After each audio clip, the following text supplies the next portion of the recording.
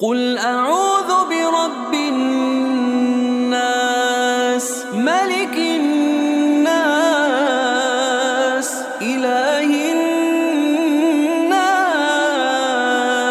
من شر الوسواس الخناس الذي يوسوس في صدور الناس